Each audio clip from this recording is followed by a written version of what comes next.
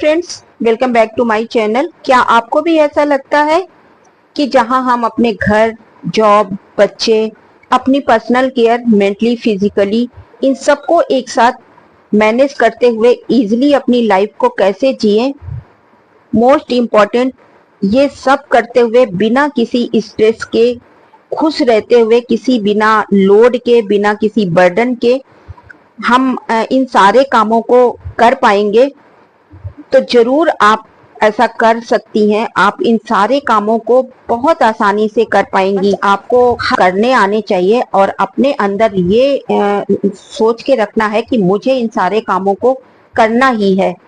तो बस आपके अंदर अगर ये जज्बा है कि काम करने की और लगन है कि हाँ मैं जरूर कर सकती हूँ, तो जरूर आप कर पाएंगी इन सारे कामों को।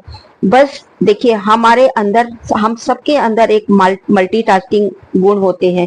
बस उनको आपको आने चाहिए करने कि आप एक साथ कई कामों को कैसे कर सकती हैं। बस अपने कामों की जरूरत के हिसाब से प्रायोरिटीज सेट कीजिए। आपको कौन सा काम सबसे ज्यादा जरूरी है, उस काम की लिस्ट बनाइए और उस काम के लिए अपना टाइम टेबल सेट कीजिए। कुछ नहीं तो एक 15 मिनट का रूल ही सेट कर लीजिए। आप टाइमर भी लगा सकती हैं। अब ये 15 मिनट का रूल अगर आप सेट करती हैं, तो चाहे आप बिगनर हो, चाहे आप ये एक्सपीरियंस्ड, ये सबके लिए बहुत यूजफुल है।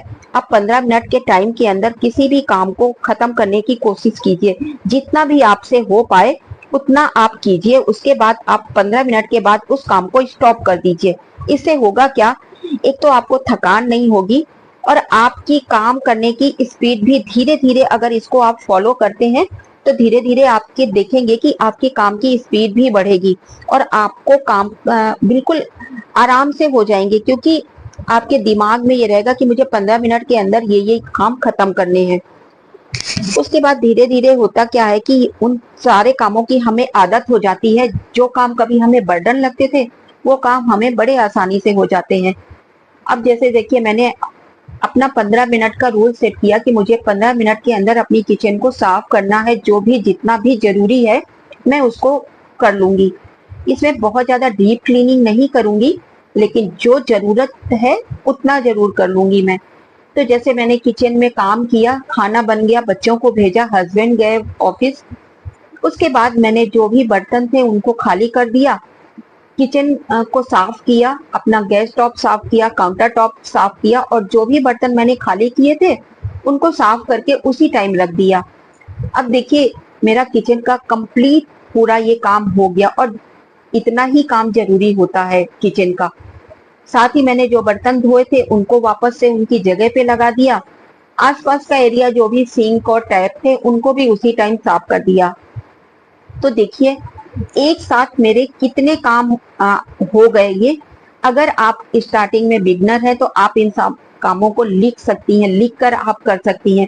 नहीं तो धीरे धीरे तो हैबिट में शामिल हो जाते हैं कि अगर आप बर्तन साफ कर रही हैं तो बाद में आपको सिंक साफ करना है या आसपास का एरिया साफ करना है। तो आपको ये सब याद रहता है, आपके दिमाग में ये फीड हो जाते हैं, तो आपको ये एक्स्ट्रा सोचने की जरूरत नहीं पड़ती है। अब देखिए, ये मेरा सारे काम हो गए। दही जमाना था, वो भी मैंने दूध गर्म किया और दही भी मैंने साथ में जमा दिया।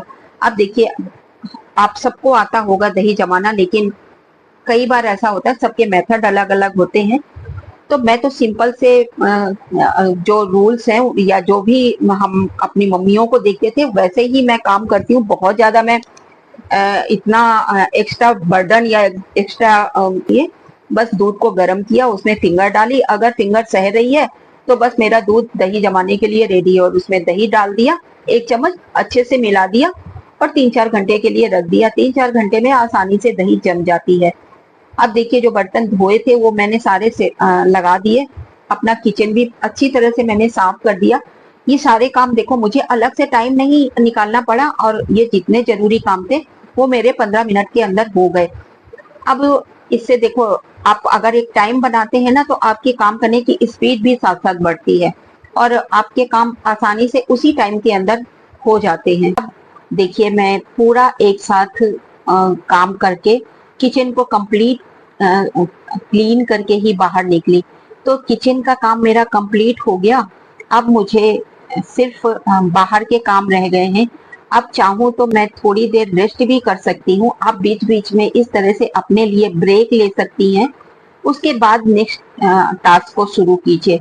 एक साथ आप बर्डन नहीं लेने की जरूरत है आपको कि नहीं पूरे ही घर के काम एक साथ ही करने हैं। इस तरह से आप बीच बीच में अपने लिए भी ब्रेक लेते हुए इन कामों को निपटा सकती हैं। तो देखिए किचन का काम मेरा कंप्लीटली हो गया। अब मैं ड्राइंग रूम में आती हूँ। आजकल जैसे बारिश से कपड़े सूखते नहीं है तो कई बार हम डाइनिंग टेबल के चेयर में टॉवल है या कोई और कपड़े हैं बाहर से आते हैं उनको भी उतार कर हम डाल देते हैं ताकि थोड़ा सा इसमें हवा लग जाएगी। क्योंकि बारिश में बाहर तो डाल नहीं सकते हैं, बार बार बारिश आती है, नमी होती है तो अंदर ही कपड़े कई बार डालने पड़ते हैं। तो इस तरह से देखिए ड्राइंग रूम के सारे चेयर से मैंने कपड़े हटाए, चीजों को वापस उनकी जगह पे रखी और यकीन मानिए इन सबको करने में बिल्कुल भी टाइम नहीं लगा। आपको कोई ज्यादा इसमें डीप क्लीनिंग की जरूरत नहीं है। बस चीजों को उठाकर वापस से उनकी जगह पे रखना है।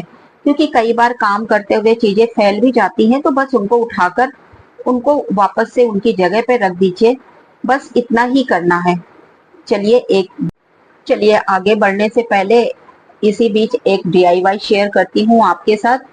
ये बैंगल स्टैंड बनाने जा रही हूँ। ये देखिए फॉइल पेपर जो होते हैं हमारे किचन में वो रोल बच जाते हैं, उनको फेंक देते हैं, तो उसी का यूज करके मैं आज एक ऑर्गेनाइजर बना रही हूँ। तो बस उस फॉइल पेपर में आप कलर भी कर सकते हैं, लेकिन मेरे पास ये पेपर गिफ्ट रैप पेपर पड़ा था तो मैंने उसको ग्लू से चिपका दिया है। आप फेविकोल भी लगा सकते हैं, फेविकोल से भी इजीली, क्योंकि ये पेपर है चिपक जाएगा। अगर ये नहीं है तो इस रोल में आप कलर कर दीजिए। और देखिए एक बॉटल का कैप है, उसको नीचे बेस एज ए स्टैंड के लिए मैं यूज करूंगी। अगर आपके पास ऐसा कुछ नहीं है तो आप नीचे किसी कार्डबोर्ड के राउंड सर्कल आप कट कर लीजिए और उसको लगा सकते हैं। इस तरह से देखिए मैंने इसके ऊपर इस तरह से साइड में ये B7000 ग्लू है, अच्छी तरह से इससे चिपक जाता है। आपके पास कोई स्ट्रॉन्ग ग्लू हो तो उसका यूज करके आप इस तरह से चिपका सकते हैं। तो देखिए इस तरह से मैंने इसे चिपका दिया है और ये बढ़िया सा एक ऑर्गेनाइजर बन गया। अब ये देखिए इसको आप कहीं पर भी रख सकते हैं, आप ड्रेसिंग टेबल के अंदर, किसी कबर्ड के कॉर्नर पे। और आपको इसमें क्या क्या डाला है, कौन से कलर की चूड़ियां आपने रखी हैं, आपको दिखता भी रहता है तो इजिली आप इनको यूज कर सकते हैं। और डस्ट से बचाने के लिए ऊपर कोई भी आप प्लास्टिक जो बैग होते हैं उनको लगा सकते हैं इस तरह से, तो डस्ट भी नहीं जाएगी और इसमें कलर भी दिखते रहेंगे कि आपने क्या कौन से कलर की चूड़ियां डाली हैं। कई बार होता क्या है कि हम इधर उधर डिब्बियों में भरकर रख देते हैं और जब हमें जरूरत होती है तो हमें मिलती भी नहीं है, क्योंकि हम भूल जाते हैं कि कहाँ पर रखी है और फिर हम उन्हें यूज करना ही छोड़ देते हैं क्योंकि हमको पता ही नहीं होती है कहाँ पर हमने रख दिया है। तो इस तरह से देखिए फ्री का एक ऑर्गेनाइजर रेडी हो गया है। अब मैं आ गई हूँ देखिए अपने बेडरूम की क्लीनिंग करने के लिए। तो इसको भी मैंने देखिए बस वही 15 मिनट सेट किया है। इस 15 मिनट में जो जो मेरे से हो पाएगा, जैसे कि ऊपर ऊपर की ये डस्टिंग है, मैं इसको डस्टिंग कर दूंगी। बेड की थोड़ी सी बेडशीट ठीक कर दूंगी, जो ओढ़ने वाली है उनको फोल्ड कर दूंगी, बच्चों के कपड़े हैं उनको अलग कर दूंगी। कई बार बच्चे जल्दी जल्दी यूज करते हैं और बेड में ही छोड़ के चले जाते हैं। तो बस कुछ नहीं ज्यादा करना, चीजों को संभालना है और उनको वापस से उनकी जगह पे रखना है, बस इतना ही करना है। यकीन मानिए इतने से ही आपका घर बिल्कुल ही साफ सुथरा और बिल्कुल ऑर्गेनाइज लगेगा। तो देखिए ये छोटे छोटे से काम हैं, बस इस तरह के रूल अगर आप फॉलो करते हैं तो चाहे आप इस एक्सपीरियंस्ड हो या बिगनर्स, दोनों के लिए बहुत यूजफुल होने वाले हैं। और इस तरह से अगर आप अपना टाइम टेबल बनाकर कामों को करेंगे तो बिल्कुल भी आपको नहीं लगेगा कि आपने आपसे शिकायत नहीं होगी कि हमसे तो काम होते ही नहीं है और हम बिल्कुल भी काम नहीं कर पाते हैं। तो देखिए कोई भी परफेक्ट नहीं होता है, हम सब कामों को धीरे धीरे गृहस्थी को संभालते संभालते सीखते हैं। धीरे धीरे चीजें हमें करते करते आने लग जाती हैं और कब हम परफेक्ट हो जाते हैं उन कामों में हमें भी पता नहीं चलता है। तो इस तरह से देखिए मैंने अपने घर के क्लीनिंग सोल्यूशन से अपनी डाइनिंग टेबल और सेंटर टेबल दोनों को वाइप आउट कर दिया है और जो एक्स्ट्रा चीजें थी उनको सब हटाकर वापस से उनकी जगह पे रख दिया है। बस इतना ही किया है। आज मुझे अपनी सोफे की कवर भी चेंज करने थे, वो भी किया। और बस ऊपर ऊपर से हल्का सा बस इस तरह से मैंने डस्टिंग कर दिया है। और इतना ही करने से मेरा घर बिल्कुल ही मैंने लगने लगा, ऑर्गेनाइज लगने लगा। बस जरा सा आप चीजों को संभाल दीजिए, चीजों को वापस से उनकी जगह पे रख दीजिए, तो अपने आप ही देखिए वो जगह ऑर्गेनाइज लगने लग जाती है। तो देखिए इतनी देर में मैंने सोफे कवर भी ठीक कर दिए, अपने डाइनिंग टेबल की चीजें भी हटाकर उनको भी वापस से उनकी जगह पे रख दिया, सेंटर टेबल डस्टिंग करके उसको भी वापस से अरेंज कर दिया। अब देखिए मेरा पूरा ये फाइनल लुक कितना बढ़िया और ऑर्गेनाइज लगने लगा।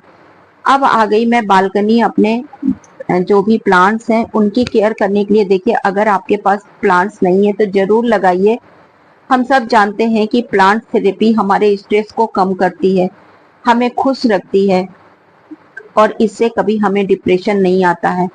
तो थोड़ी देर आप अपने प्लांट्स के पास बैठिए, उनको केयर कीजिए और ऐसे प्लांट से शुरुआत कीजिए अगर आप नहीं ज्यादा आपको एक्सपीरियंस है, जो इजिली ग्रो हो जाते हैं, जैसे कि मनी प्लांट हो गया। और इस तरह से छोटे छोटे से जो इजी टू ग्रो प्लांट है उनसे शुरुआत कीजिए। फिर उसके बाद जब आपको आने लग जाए फिर धीरे धीरे आप और भी प्लांट्स लगा सकते हैं। तो इस तरह से देखिए मेरा तो टेरेस गार्डन भी है, कई बार आप लोगों के साथ वीडियो शेयर भी करती हूँ मैं। ये मेरा बालकनी का एरिया है। यहाँ पर देखिए कितना बढ़िया मेरा ये डेफिनेविलिया का प्लांट है और अच्छे से ये ग्रो हो रहा है। और इसकी देखिए मैं डस्टिंग बीच बीच में करती रहती हूँ क्योंकि इसकी लीफ में डस्ट जम जाती है, तो देखने से साफ सुथरा अच्छा भी लगता है किसी भी कॉर्नर पे रखा हुआ। और बहुत ज्यादा इसकी केयर करने की जरूरत नहीं है। बस कभी कभी मैं वर्मी कंपोस्ट दे देती हूँ और अपने घर का ही निकला हुआ दाल चावल का पानी जो होता है वो दे देती हूँ, या चाय की पत्ती को मैं फेंकती नहीं हूँ, उसको दे दिया। बस अपने होम मेड फर्टिलाइजर ही देती हूँ और कुछ इसमें देने की जरूरत नहीं पड़ती। और बहुत अच्छे से कई प्लांट है मेरे टेरेस गार्डन में भी रखे हुए हैं, तो अच्छे से ग्रो हो जाते हैं। इन सबको इस तरह से केयर करती हूँ मैं। और इस तरह से देखिए मेरा काम कंप्लीट हो गया आज का। यही था आज का वीडियो। आई होप आप लोगों को जरूर पसंद आया होगा। अगर इसमें से कुछ भी पसंद आया हो तो प्लीज मेरे चैनल को लाइक कीजिए, सब्सक्राइब कीजिए। मिलते हैं फिर किसी ऐसे ही वीडियो के साथ। तब तक के लिए okay friends and bye bye.